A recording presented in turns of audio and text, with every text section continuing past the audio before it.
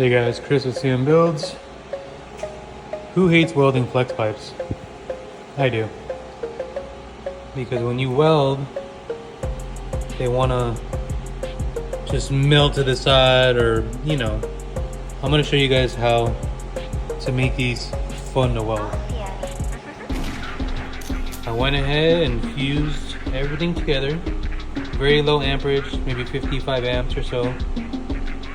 You don't have to have a positioner, but a positioner helps.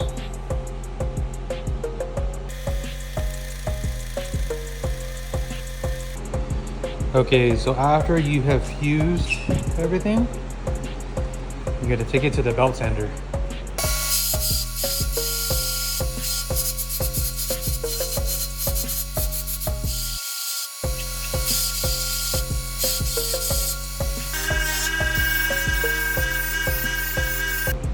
Okay, so after belt sanding, this is what you're gonna get. Pretty decent flat surface. What you're gonna do now is you're just gonna take a Dremel or a sanding drum and then just smooth out the inside so that the pipe still slides into it.